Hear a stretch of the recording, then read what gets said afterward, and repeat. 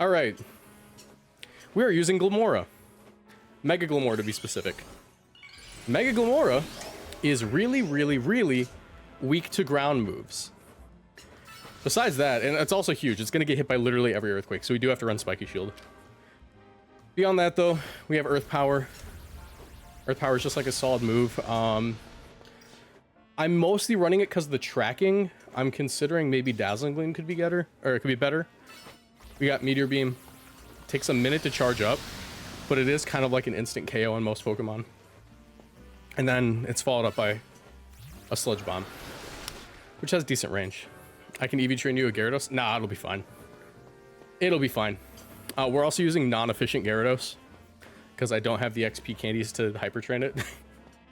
And I don't feel like it because it's going to be fine. We're mostly using Glimmora. It's literally friendly battles today. I don't need it. All right. But yeah, we are doing non-ranked battles today. And the reason we're doing non-ranked battles is because the ladder is not up yet. The ladder is not up, and that makes me very sad indeed. But it should be up by the time this video goes up, I think. Let's begin. This channel is partnered with GamerSupps. If you want to support my work and get great tasting drinks, you can order GamerSupps through my link in the description down below or with code Moxie boosted at checkout for 10% off. GamerSupps is a caffeinated product that I recommend only to my 18+ viewers, but my link will send you to their caffeine-free product section just in case. Every product purchased through my link supports my channel financially, so I'd really appreciate the support. Now back to the video. All right, normal rules. Kind of excited to use Glimmora. Also Gyarados. I haven't used Gyarados in like a year. Game hasn't been out for a year, but it feels like I haven't used Gyarados for like a year.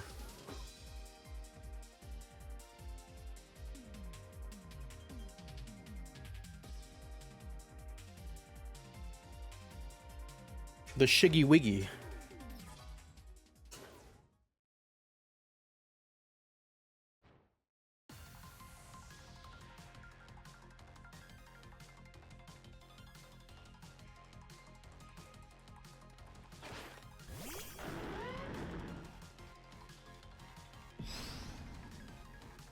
There's Pyroar, Garchomp, PZ. Swords Dance up here. Really? Interesting. Cool. Oh, geez. Didn't like that at all. Go for the waterfall. Ice Fang. Bounce. Waterfall should get you. Didn't get that KO. Oh, yeah? Hold on.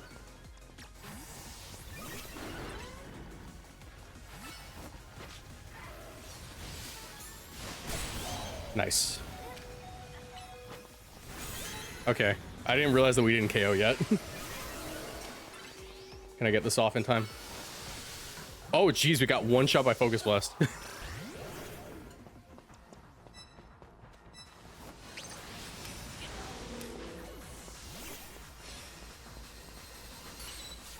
Mega Evolve here. And low key, Meteor Beam. Nice. What did we get hit by? Earthquake. Yeah, figures.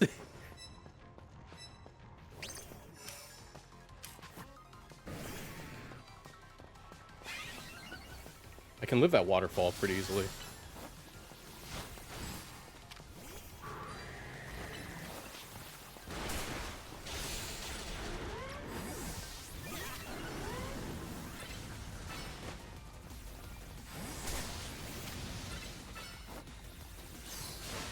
Oh, come on, dude. That sucks. Oh, God. All right.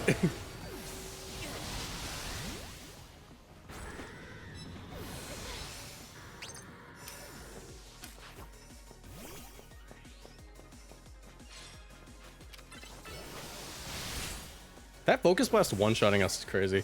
I mean, it's got the attack boost, so it makes sense, but...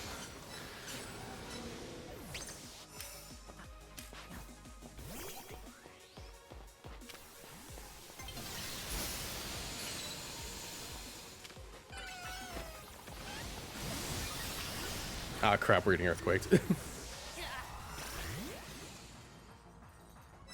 King Club, thanks for the tier 1. Appreciate you.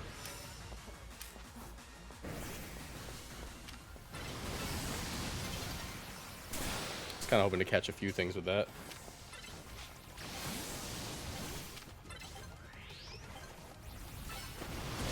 Alright, yeah, I couldn't get the earth power off.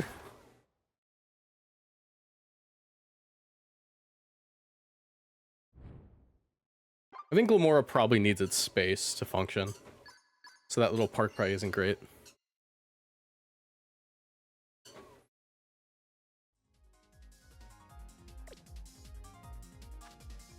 Alright, faraway players, create a room. Glimmora just seems too big for its own good. Yeah, Mega Glimmora being that big is kind of a hindrance. You just get caught by every earthquake. Also, Chase, weren't you in the game before? Pretty sure you were. Read the rules. Read the rules, bro. I'm not going to restart this one because we're already basically there, but read the rules.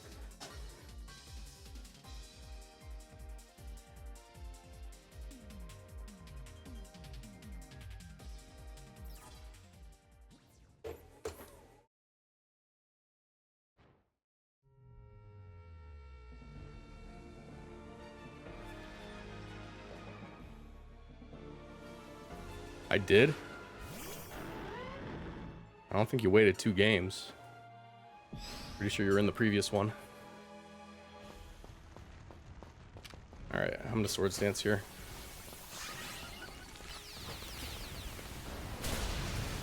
Ah, come on.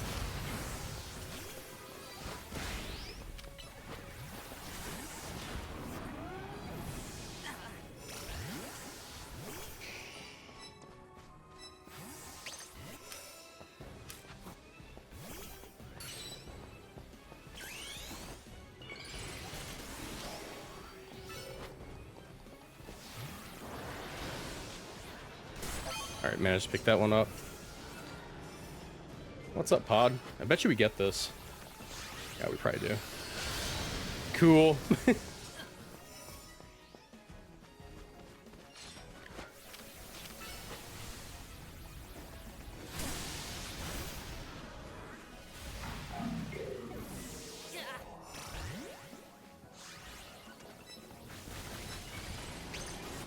Let's keep you out.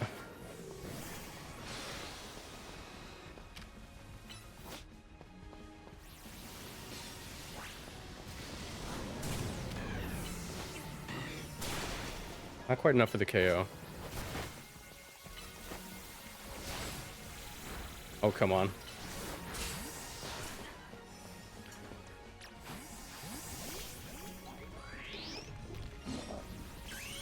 Managed to Mega Evolve out of that one. Gonna have to Spiky Shield, though. Crap. Let's get out of there.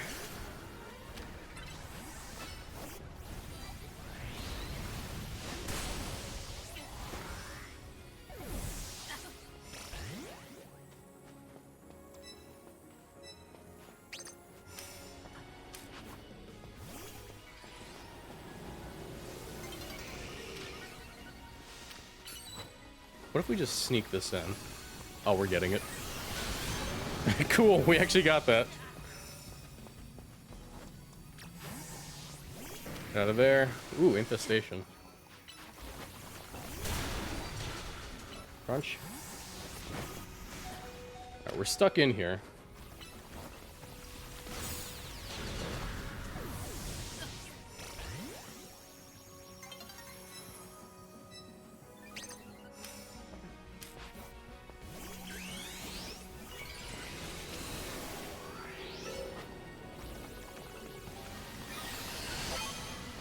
Cool. Let's get out of there. Giga Impact's crazy.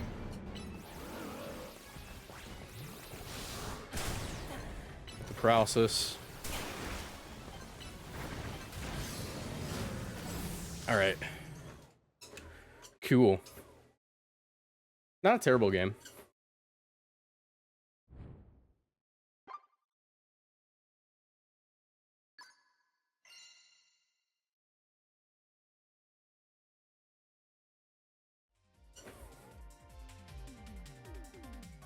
Also got to issue an apology to Chase.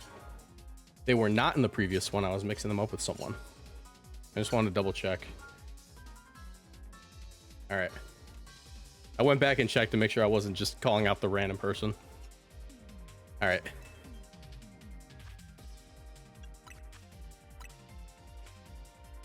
I guess Scolipede is a drone machine. I love it.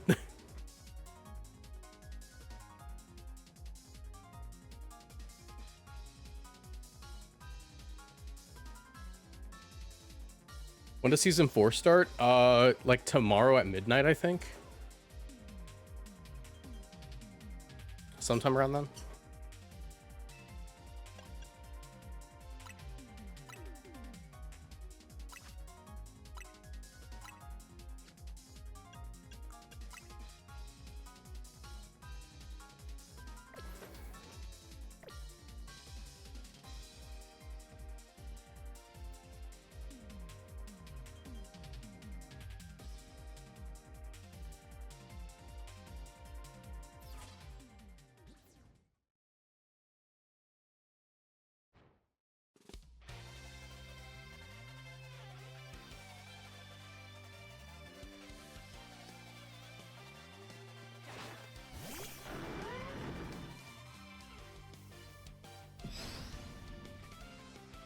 Metagross. Oh, hey, Tynamo. Brrr.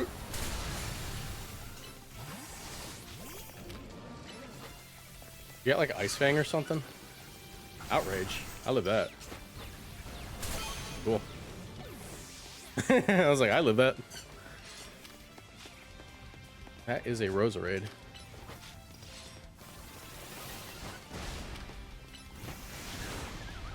Ah, dang. Okay.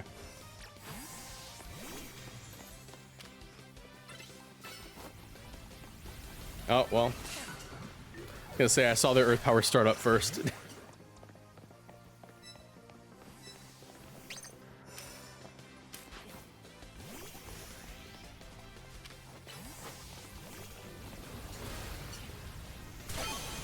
Still pick up something with that. Nice.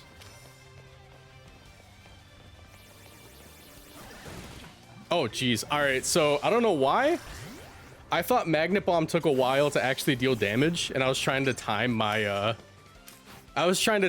my spiky shield. I was wrong. Magnet Bomb just does it immediately. Thought it was timed.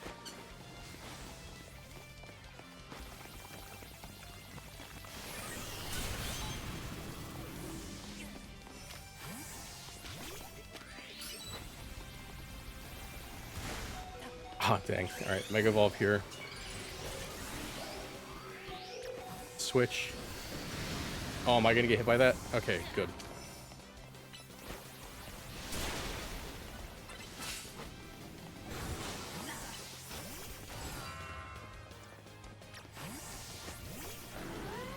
Crap. It's like the slowest projectile. So no. So what I was confused about is I thought that it sticks to you for a second and then it deals damage. But it just takes a while to get to you before dealing damage. That's the difference. Oh my god, Bulldoze.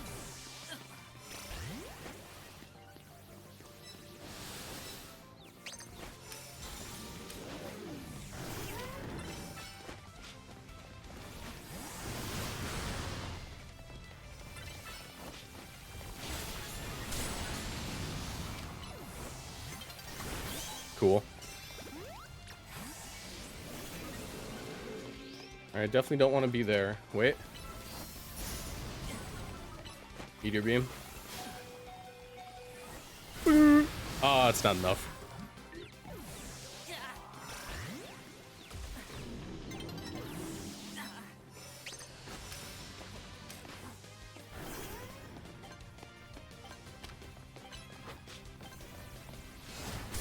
Alright, I'll take a second place. That's fine.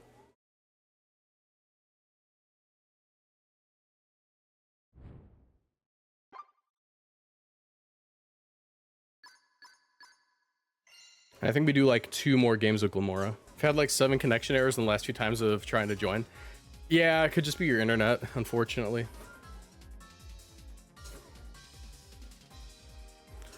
Actually, no, it's more likely that it's just it was full, you know?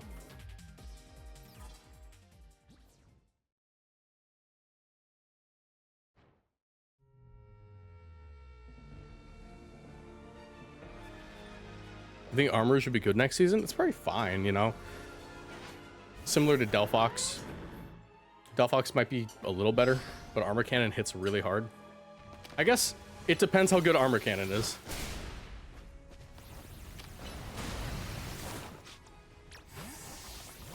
Ah, crap.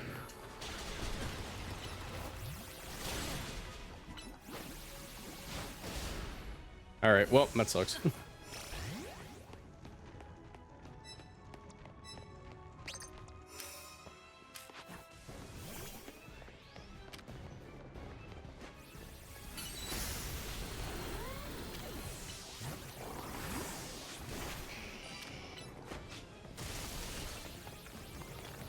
It's gonna reach?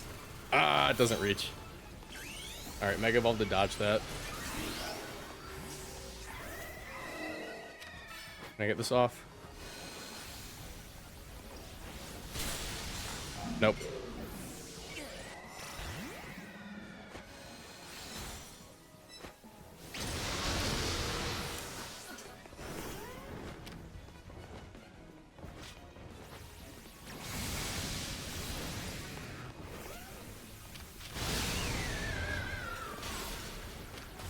Crap. Alright, yeah, I was kind of in the fray of everything there.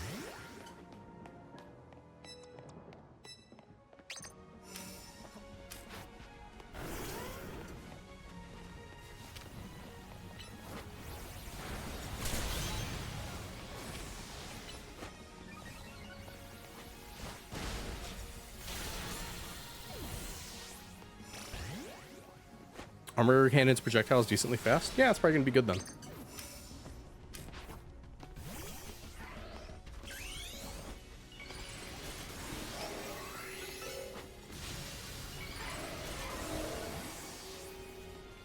Wait, I'm sorry. Did the wall just eat my freaking thing? I think the wall literally just ate my thing.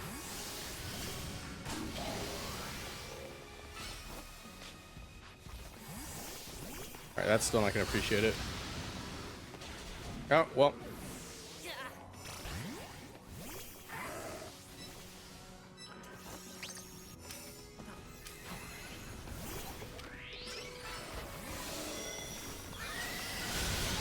Oh my gosh. Oh my gosh. Alright, we get one shot by flash cannon though.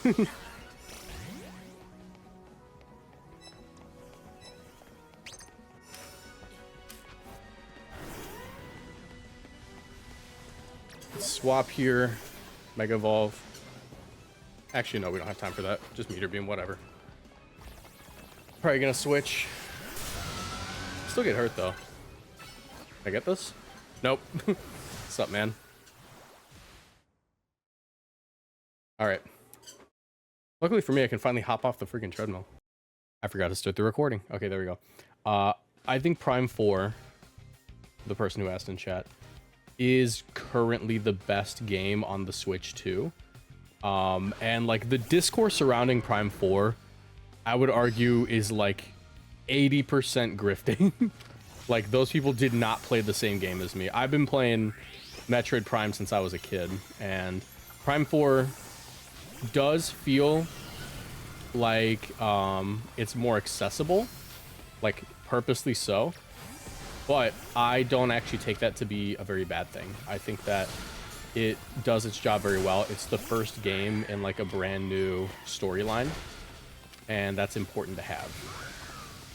You need to make sure that people can access the game and like get hooked on the gameplay loop, which the gameplay for Prime 4, not that bad, you know. But as far as like quality of the game, it's very good. I think that basically it's all people that just straight up didn't play the same game as me.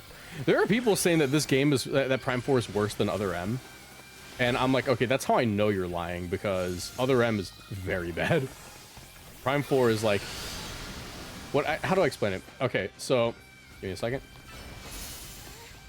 Basically, it's like a bunch of people decided that the first Metroid Prime game to score a... Focusing. The first Metroid Prime game to score an 85% instead of a 95% is one of the worst games ever made. And I'm like, okay, well, that's just like disingenuous at that point, you know?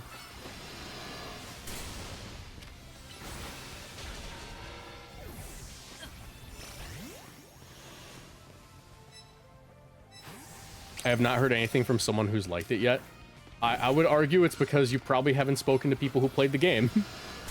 Unironically, I think a lot of people just straight up have not played the game and have been listening to like the opinions of... How do I explain it? All right, so like I'm a YouTuber, right? I'm a YouTuber and I hate YouTubers. A lot of people nowadays don't go and consume a piece of media for themselves. They will take the opinion of their selected YouTuber. And that's frustrating beyond belief to me, because I don't think it's my job to tell you guys how to think. I think it's my job to tell you guys how I feel about something. And then you guys can do with that information what you will, right? But there's like an entire culture surrounding YouTubers where it's like, what did my YouTuber say about X piece of media? Well, that's my opinion, you know? I am now an expert on this topic because I watched one YouTube video essay, and it's like, come on, you know that's not true. People act like that, right? Yeah, literally, it's like the iceberg lore videos that like ruin discourse over things. But like with Prime 4 specifically, and I like got on a bit of a tangent there regarding like YouTuber culture. There are straight up YouTubers whose entire job it is to negativity grift, is the way that is what I call it. Negativity grifting is basically like heavily photoshopped thumbnail of a piece of media, big red letters, it's bad, and then like a 11-minute cranked out short review of something that does not engage with it on any more than a surface level, while going into it with the intention to make it look bad. People who do this would be people like Lord Frogmire, I think is the current one that people like talk about all the time. Burlisify does this too, but like with Pokemon. And then there's also that one guy, I can't remember his name, but he made like a whole YouTube video essay about how like Tears of the Kingdom is like the most woke game ever made and it's brainwashing people. And I'm like, that's a Zelda game, bro. Like, okay. And like, I don't know. It's those people who will like be like, the new Star Wars is woke. And it's like, okay, well, you can engage with it on a deeper level than that. Like, I don't like the new Star Wars because I don't like a lot of the way that they write the characters. You don't like the new Star Wars because they have like a person of color in it, you know? There's a difference here. New Star Wars is bad, but you like it, you just like it for a different reason. And people will do that with like things on YouTube. And currently, like, it's a whole grift with like Nintendo games where it's like, how can I get a lot of clicks? I get a lot of clicks by saying thing is bad, and then people will watch the video, and then by watching the video and getting angry and replying, it boosts it in the algorithm, and I get more money. It literally is more profitable to be negative about something than to be paid to be positive about something.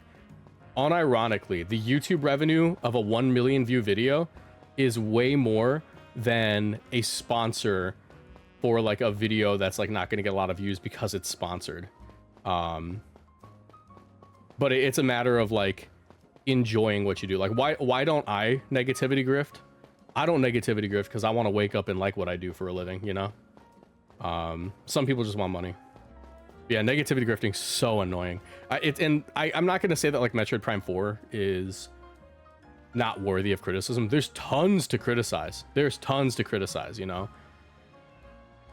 But they're not really doing that. They're kind of just like talking about the desert and nothing else. And like Miles, I forget his name, Miles something. And you know what? I forget his name because he doesn't show up in the story that much. What you do is you land on the planet, He's your like tutorial guy. When you finish the tutorial, you go back to him to upgrade your weapons, and you never have to really talk to him beyond that, and every once in a while he'll drop you a hint. And that's it. And he doesn't do any more quips. He doesn't try to be funny past that point. He's funny for his introductory segment for characterization purposes. Well, funny, you know, Marvel funny, right? And then past that, he's just like not even in the game. I don't know. It annoys me. They focus on the other characters. But that's like a huge tangent. I don't know. I had to explain that. Liv, you can keep that in the video if you want. Miles is a little annoying. The desert is slightly boring, but these are very small issues of the game. Yeah, the game's awesome, you know? I really like the game, but it has issues. You know, it's not my favorite Prime game, I think. I think my favorite Prime... Well, it might be. I like Prime 1 the most, obviously. That's like my favorite one of the whole trilogy. And I don't think linearity is necessarily a bad thing. Also, who just... Cinemat, thank you so much for the 10 gifties. Cinematic, thank you for the 10 gifties. But yeah. And I want to remind you that we went through this whole thing with Metroid Dread 2. As though Metroid Dread is not, like, one of the best games on the Nintendo Switch, right? And I remember the discourse with Metroid Dread was so goofy. It was like, why are we paying X amount? I forget how much it was, like $40, something like that. $50, even if it was like $60, I don't really care. It was a good game. I still play it. I still literally load up Metroid Dread and play it.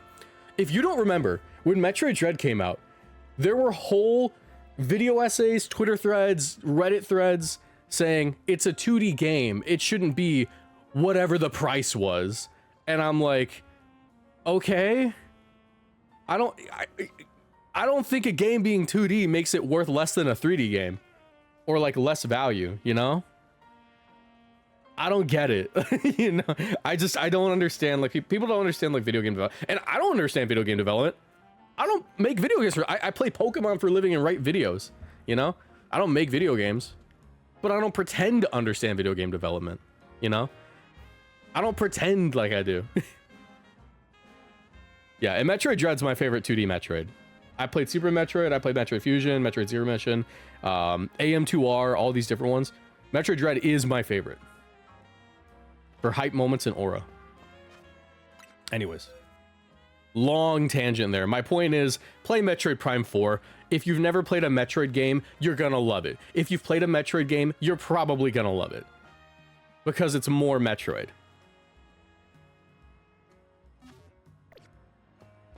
If you played Metroid Prime 3 and enjoyed Metroid Prime 3, you're gonna love Metroid Prime 4. That's my review. All right. Also, unironically, the final boss is very fun. The final boss is very fun. I'm not going to spoil it, but the final boss is an extremely fun fight. There are some people who will straight up hate the game because it is extremely linear, but you have to keep in mind that, like, all of the Prime games are actually fairly linear. They're not made to be sequence broken, you know? Sequence breaking... I'll be the first to admit, sequence breaking in Metroid Dread, for the most part, is an accident. You know, there's like a glitch that you can do where you can like missile a thing early. And it is possible to get Morph Ball or like bombs early. It's mostly an accident with Metroid Dread. And you can say that that's a, you know, a point off for it. With the Prime games, sequence breaking is entirely based off of glitches. Entirely.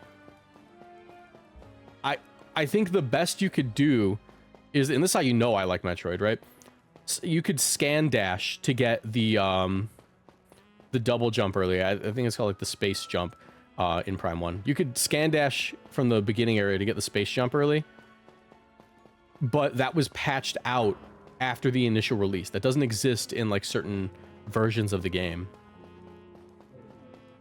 All right, that was a long tangent. Very long tangent. We're done with Metroid talk. Dread does have the best bosses, yeah.